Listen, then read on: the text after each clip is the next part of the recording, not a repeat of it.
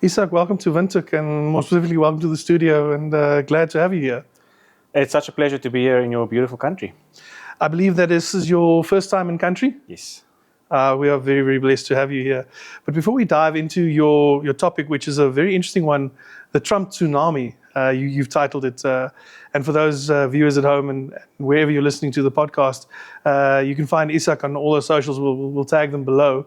But it's called the Trump tsunami. But before we get into that, why don't you just give us a bit of a background as to what you do, who you are, so that we just know who we're talking to today. Sure. So I've been doing this investment research, for probably about 15 years now. And really what I look at is the intersection of the global economy, geopolitics, financial markets, and then also how that filters into more regional and local economy, specifically in South and Southern Africa. So it's kind of getting a sense of all of those pieces of the puzzle, how they fit together, and that ultimately, helps us make asset allocation decisions. Do we buy more bonds? Do we buy more equities, offshore, onshore, etc. Based on kind of getting a fuller picture of how the world is evolving and what could possibly come down the line.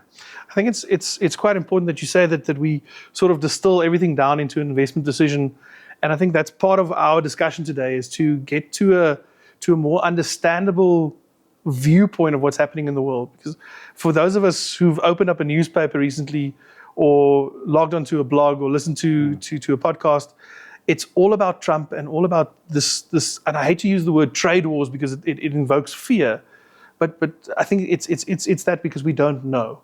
And I think that's probably my first question would be to you today is, what's happening around the world at the moment, and sort of, if we were to really look at this from a macro point of view, what's really going on today?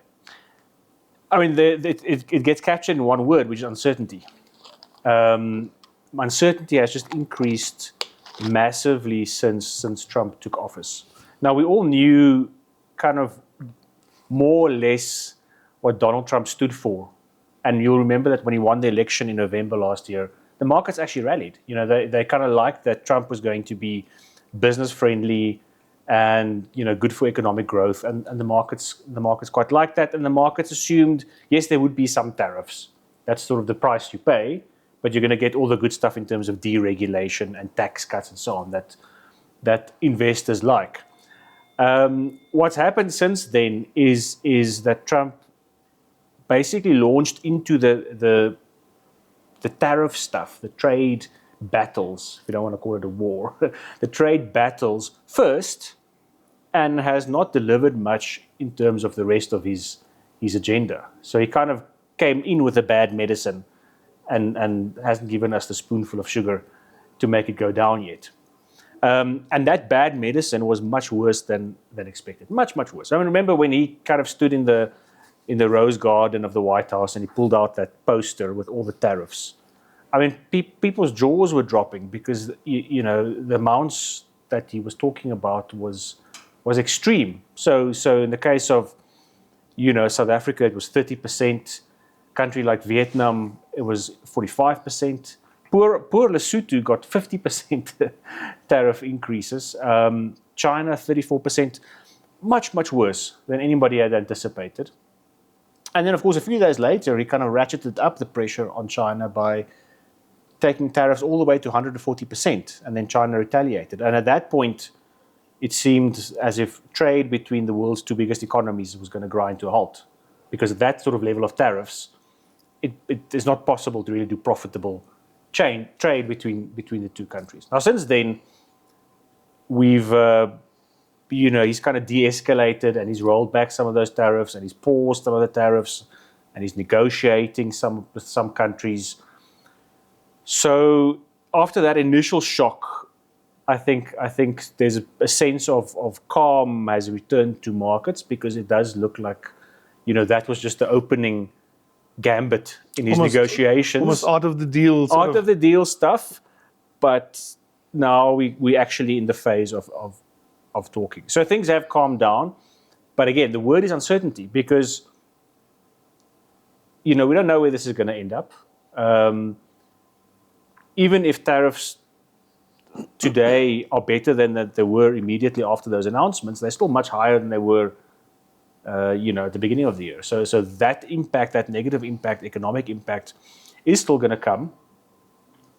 But I think in all of this, there's and you spoke about the headlines and people following this on the news. I mean, I think the one thing that came through quite strongly through all of this is that if you try and time the markets, if you try and respond to short-term equity moves, you can really get your fingers burnt because, the equity markets had a V-shaped The recovery was brisk as well. As quick as the announcements were, there was almost a rebound. The following week, it was almost like nothing happened. JSE hit record highs again. Correct. If you went on a long holiday and you didn't follow the news for a month, you would not have noticed that anything had happened to your portfolio. In fact, your portfolio would have been slightly higher at the end of that crazy month. So I think that is a good reminder not to make knee-jerk reactions in response to what you read in the news. I think what's important is that although you said that there was a rebound on that, how do we as investment professionals distill this into decision-making useful information? I think if you can just walk us through that sort of, how does that filter to a client ultimately? And very simply, I think that's how do we make sense of the noise around this and not get swooped up by emotion or rhetoric or even just the pure sort of herd mentality that follows a panic almost, if you will. Yeah, and that was a panic. I mean, that was panic selling because, as I said, the tariffs that were announced were much worse than expected. But then the market very quickly got the sense that actually, these tariffs are actually too bad, they're too extreme, cannot possibly be the permanent situation, and therefore started pricing in a better scenario. So how we think about these kind of things is you really want to, number one, we're not going to try and trade that as well, because it's too difficult to move money around. And I mean, even investment professionals struggle with timing the market. That's ultimately not. What you want to look at is broadly, what are the valuations of various asset classes? Are you getting a signal that something is suddenly, when there's this big market movement, has something suddenly become attractive, something looking cheap that wasn't cheap a few weeks ago, and then maybe you buy, or if something looks expensive, maybe you sell. There are always risks and opportunities and new ideas that come out of these kind of movements.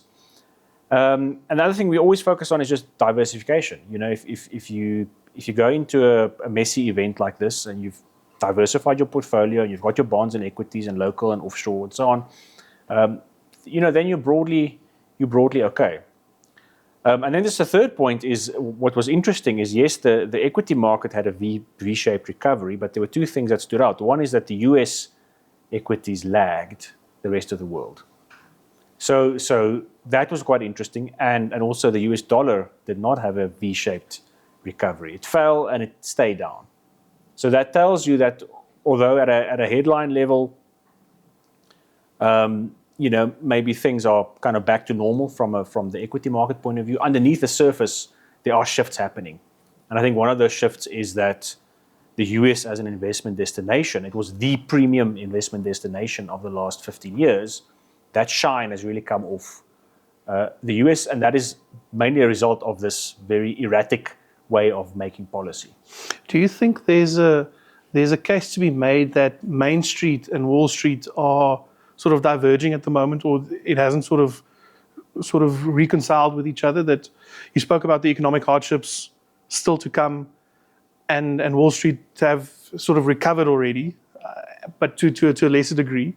Is there a way that markets are mispricing this as sort of art of the deal type of scenario, and the actual man in the street businesses, mom and pop shops are actually feeling the pain? We haven't yet to see that come through. There's definitely an element of that, but there's also a different way of looking at it, which is to say that I think investors anticipate that the economic weakness that is to come, because remember, these tariffs were implemented now, some of them are on pause, but there was a lot of front running of purchases. People knew that there was going to be some sort of tariff, so for the first 4 months of the year, they just stockpiled ahead of the tariffs being implemented. So we haven't seen actually the tariff impact yet in small businesses in consumer spending in the US. But I think there's an expectation that as that starts to slow down, it puts the political pressure on Trump to again back away from the more extreme tariffs. And in that sense, the economy, is the performance of the economy is one of those things that constrains him in his actions. And of course, the other thing that constrains him is there was a court case last week where the court also said that some of these tariffs, he did not have the legal authority to implement them. I believe that maybe you can sort of shed light on this, that the Trump tariffs are almost temporary measures. I believe a 90-day part of an emergency power granted to the president and has yet to be ratified by Congress. So all of this is very much speculative in nature in itself. I mean, the big poster that he held up, even that in itself isn't cast in stone. Am I right? Yeah. So there's now additional uncertainty around the legality of these tariffs because, as you point out, it's normally Congress that sets tariffs. He was acting under emergency. There's an emergency clause in the Trade Act in the US that allows the president to respond to an emergency, and that's.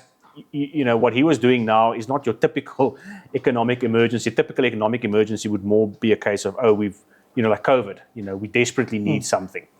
What he's responding to is the fact that the US runs a big trade deficit, which is not an emergency. It's a bigger problem. It's a structural issue in that economy. In this sort of uncertain world at the moment, the first sort of casualty of this tussle is always the emerging markets. We see a flight to safety. Have we seen that prolonged exposure to emerging markets recently with the Trump tariffs coming through? And although there was a rebound, it almost seemed everybody's now once bitten, twice shy almost. In that sense, we're hedging our bets for further sort of uncertainty to come. Well, that's a very interesting thing, is because you're quite right. Normally, what you'd see in this kind of environment is emerging markets, as you say, the first victim or the first casualty. And in fact, that's what we saw in April. We saw the rand fall very, very sharply and by implication the Namibian dollar as well, and then rebound quite strongly as well afterwards. And again, what's interesting this time around is that the US dollar has not played that safe haven role, and the US dollar is actually weaker now than it was before this whole episode started. And so that is very positive from an emerging market point of view, because that's normally where things go wrong for emerging markets. Is not only, when the dollar strengthens, you get kind of hit from all angles. And number one, your currency is weaker, so your interest rates go up. But also emerging markets tend to borrow in dollars, so then their debt service levels go up. There's capital flight, as you say. There's pressure on commodity prices. So typically when there's this big market event, emerging markets really, really struggle. This time has been different, and I think that is interesting and it's quite notable. Interesting that you mentioned the US losing their safe haven almost shine to it. And what are the perceived safe havens at the moment for the investors to run to? I mean, one thing we haven't discussed is that the bond market hasn't really recovered post the Liberation Day. No. We haven't mentioned Liberation Day yet. That was an interesting day in itself. But so the bond markets haven't responded yet. And that to me is quite interesting, or haven't recovered yet rather. Let's call it that. That's also something maybe you can just sort of maybe peel back those layers on that onion as well. Yeah, exactly. So typically your two safe havens in the world would be US dollar and US government bonds. And as I said, the US dollar has not done that well, and US bond market, US government bonds have also sold off, partly because they're going to borrow a huge amount of money. So that was part of the Trump plan, is that we're going to cut these taxes, but we're not going to replace that lost revenue with something else. So government borrowing increases a lot. US government debt is going to rise dramatically over the next decade plus, and that is bad news for the bond market, because that just means, in very simple terms, more supply into the market and not necessarily more demand, and therefore the price falls, and the yield rises in those bonds. That's how it works. So again, that's notable. It's notable that sort of typical safe haven did not play out this time. So what are the safe havens at the moment? I mean, the big winner has been gold, obviously. Gold has surged above 3,000 It's sort of stabilized the last few weeks, but really it has performed exceptionally well. I think that's the one area where investors have kind of turned to say that this is the traditional safe haven. The safe haven OG, if you will. The OG going back into millennia. And then interestingly, you start looking at equity markets outside the US. European equities have done very, very well. Even South African equities have done very well. Something like the Swiss franc, again, also quite a traditional safe haven, that has done well. So there are other areas that investors have moved into, that money's been flowing into. But ultimately, that's kind of a different thing, because it used to be the knee-jerk reaction was going to the US. And now I think people are rethinking that overexposure to the US that's been there for at least the last 15 years. If we pull this closer to home, South Africa being sort of the proxy for the rest of Southern Africa, what's the outlook like in terms from an investment point of view? There's a lot of sort of variables in play here. I mean, we spoke about it earlier today off camera in terms of the GNU coming into play. It's now a bit more than a year old. There's a few other makings. I mean, load shedding is back in South Africa this month with quite a bang, or not a bang. It ends in a whimper, as they say. But so there's a lot of variables in that. So is this something that we just pile on the heap for South Africa, or are there opportunities still to take from a South African point of view, or is it just all doom and gloom?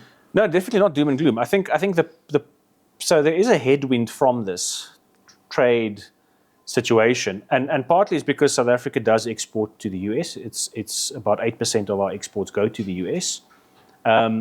Obviously, the commodity exports are exempt from tariffs, but our manufactured exports, mainly cars, and agricultural exports, will be impacted by tariffs, and ditto for Namibia.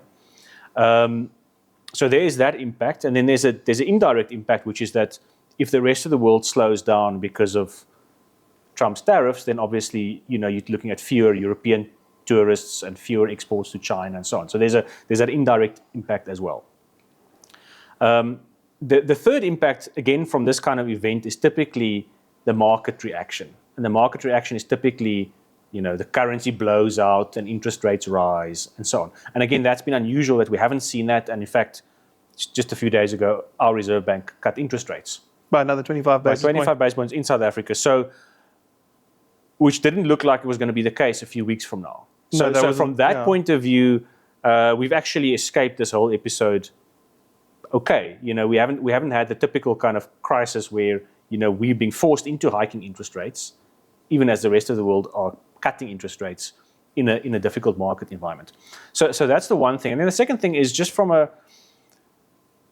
a structural reform story in South Africa. I think that's still ongoing. That's partly because of the government of national unity, but also partly because even before the government of national unity, when we still had single party rule, the ruling party in South Africa, I think, kind of realized that the economic path that the country's on isn't working, and you need private capital into infrastructure, into electricity, into rail, into ports, water, all those big infrastructure issues, roads that the country grapples with, and I think that is ongoing. So that's quite positive for a medium-term outlook, that you're starting to crowd in the private sector into big infrastructure investments. And so, even though the short-term growth outlook in South Africa has been cut, and that does unfortunately spill over into Namibia as well, I think the medium-term outlook is better. And so definitely not doom and gloom. Plus the fact that South African assets are still trading at quite attractive levels. If you think about valuations, I think overall, you get the hopefully the double whammy of an improved valuation, but also improved sort of earnings growth from the equity market as the economy recovers. You mentioned the gold price as well. I mean, there's a lot of South Africa being one of the leading exporters of gold in the world as well. That will be in a boost for the likes of DRD or Harmony or whoever. But so there's upside there as well. But from a commodities point of view, am I correct in saying that we're actually sitting rather okayish without too much headwind. In Yeah, again, commodities is again one of those casualties when there's a panic in the US, dollar stronger, commodities weaker. That hasn't happened this time around. Gold is obviously up. Platinum is also another very important one. In fact, platinum is more important for the JSE than gold is. Platinum's been doing okay. So in the short term, commodities, excluding oil, have held up pretty well. And I think the longer term outlook for commodities is still very positive. I think it's still a story where the world is transitioning to green energy and is going to require a lot of key metals and minerals to make that possible. So that's still a longer term, I think, quite a bullish picture for commodities. If we were to look beyond this, we had the taper tantrum a couple of years back, the Trump tsunami now. If we look beyond this, what would your message be to an investor right now that's already in the market? What would that solemn piece of advice be right now? Yeah, I think it sounds like a stuck record, but it is always about just saying, first of all, what is my plan? Do I have an investment strategy? And that investment strategy should not be reactive. It's not be in response to what the market is doing. That's a strategy that's based on my own personal goals. So if my goal is I want to retire 20 years from now, then your strategy has to be linked to that goal. If the goal is shorter term, strategy must be linked to the goal, And then the market becomes almost background noise. You make sure that you've got enough equity exposure to meet that long-term goal, or if it's a short-term goal, again, you don't want much equity exposure, but ultimately your asset allocation is going to be set by your goal, and then it's a case of the fund managers will sort of play around the edges in terms of the asset allocation, but no one's going to make huge swings. And the key thing is then just sticking to that plan and sticking to that strategy, and not getting blown off course by the fact that there's all this noise and all this uncertainty. Because if you go back through history, these kind of things happen from time to time. There are always these global shocks and periods of global uncertainty, and it causes market volatility. But over the time of the long term, the markets do rise and markets do perform well. So it's number one about having the right strategy, and number two, just about sitting tight. That's often the best course of action, unless your own personal circumstances change. Obviously, in which case you're gonna have a different strategy. But really, it's not about being reactive to the market, because people more often than not will get that wrong.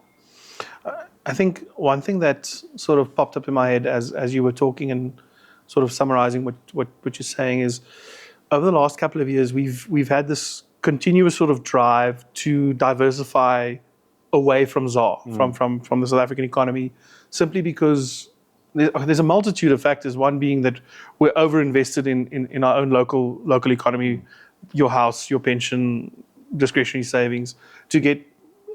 And the second reason always being is that you're part of a greater universe of funds and stocks, etc.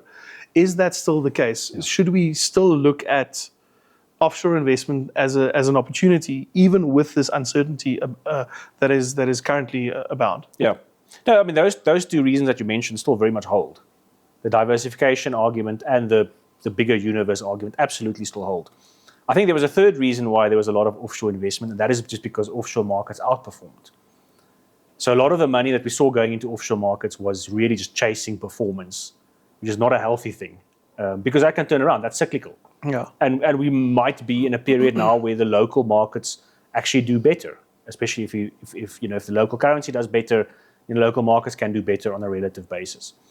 But that doesn't negate the fact that it makes sense from a diversification point of view to have that global exposure. And if things really go wrong, it's not like the local markets are going to be shielded.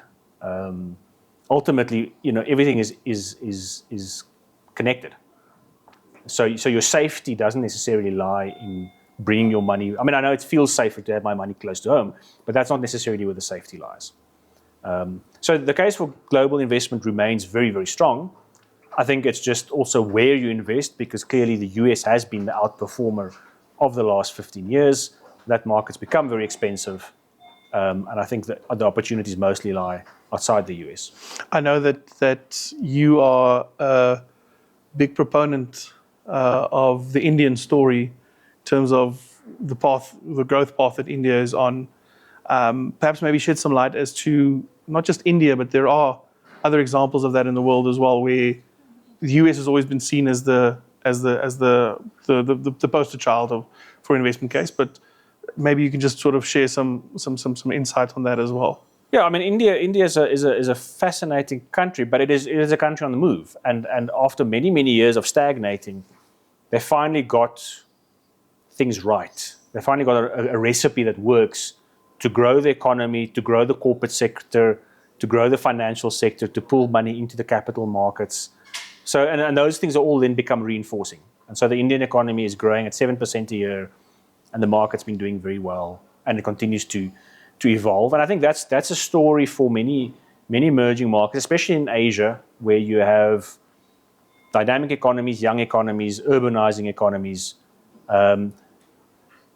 So there's still growth in the world. You know, there's still things to be excited about if you're an investor, and there's still going to be opportunities, even if there are going to be big geopolitical challenges, and even if you're going to see, you know, the relationship between the US and China becoming very difficult. I mean, India, again, as an example, is a country that is well placed between the US and China to kind of play the two off against one another or benefit from relationships in both directions. And other developing countries can do the same. Interesting. Maybe the question that I wanted to sort of lead to is, what is it that India is doing right that both Namibia and South Africa can learn from to sort of pick themselves up? Because, I mean, a developing country or a developing economy faces similar challenges across the board from economics and a socio-political point of view. What are those things that, and we mentioned India, because it's just one of those cases where things work. They've cracked the recipe now. But what are the things that Namibia, South Africa, wherever we reside, can do as a developing economy to sort of switch on that growth switch as well? So I mean, two things on India. Number one is, as I said, it struggled for a very long time. You know, for many decades after independence, it went nowhere, and no one talked about India as a growth story. It was a story of stagnation. And secondly, it remains quite a poor country, and therefore it's, you know, a lot of its growth is basically just catching up with the rest of the world. It is a poorer country than both Namibia and South Africa. But I think the one thing they've got right is they've managed that link between developing infrastructure, getting the private sector involved, getting that recipe of building out the infrastructure of the country through big private companies, backed by the state. The state supports, the state creates a framework, but it's these big companies, the Adani groups and so on, that are building the ports, the railways, the airports, and really kind of stitching that country together and connecting it with the rest of the world. And that's quite amazing to see. So I think in South Africa, at least, we're sort of in the early stages of getting that process going. But I think once we've cracked that recipe, it starts working. You know, you can unlock a lot of value and attract a lot of investment. So that would be, I think, the one takeaway. I mean, obviously there are lots of challenges as well, including political challenges, you know, issues with authoritarianism and so on in India. So it's not like everything is perfect. But I think on this kind of getting the infrastructure development piece up and running, I think has been a big win for them over the last, you know, 15 or 20 years. I think for listeners who have followed us thus far, thanks for making it this far. We'll be linking Izak's socials down below as well, where you can catch up his weekly writings and insights as well. But Izak, maybe just from my side, I want to ask: is there a feeling of unease at the moment, or is this just, as you said, maybe we should just sit tight and not try and overthink this latest sort of market movement, if you will? And would this be a good time to just review your portfolio, as you said, versus your own plans? And maybe as a closing comment from your side, what would be a good piece of advice to someone who's looking to build wealth in a world of uncertainty? Yeah, I mean, I think there has always been uncertainty. it's easy to look back in history and say everything worked out fine in the end. But along the way, there was huge uncertainty. And I mean, both South Africa and Namibia went through big political changes in the 90s. And, so these kind of things happen. And what's different now is that normally it doesn't matter who the president is in America. But Trump is sort of taking it upon himself to really reshape that economy and really reshape its relationship with the rest of the world. So that introduces a lot of uncertainty and a lot of volatility. But he's not going to be there forever. So I don't think we should get carried away with getting too worried. And also, as I said, there are guardrails that kind of limit how much he can act. But things will probably be quite volatile and choppy for the next, he's going to be around for 3 years. Now, to your point about someone who's starting an investment journey, that's fine, right? If the market falls when you start investing, that's actually great because you can just buy more. So someone who's starting an investment journey, really don't stress about what the market is doing now. And the more volatile the market is, the more it just gives you opportunities to buy into the market. I think it's more around people who are closer to retirement, where, as you say, now is a good time to review a portfolio, and do I want to have X amount of equity allocation in my portfolio? Does that still make sense for me? Yeah, I think that is a good approach. Again, not trying to be too reactive to what the market is doing, but just checking in with my financial advisor. Is my portfolio still okay, given that I'm getting closer to retirement, for instance? I think that's rather good advice from the Chief Investment Strategist for Old Mutual Wealth South Africa. Izak Odendaal, thank you very much for your insights. I know that stepping fresh off a plane is always difficult, but you've handled yourself very well, and hopefully this is not the last time you're going to be coming to Namibia. Thank you. I'd love to be back. With that, thank you very much for tuning into this edition of the Mutual Exchange. And we hope to see you next time for some exciting and riveting wealth building discussion topics as we delve into the world of economics, wealth building and wealth creation, and hopefully with some more interesting guests and insights that Izak provided as well. Thank you very much.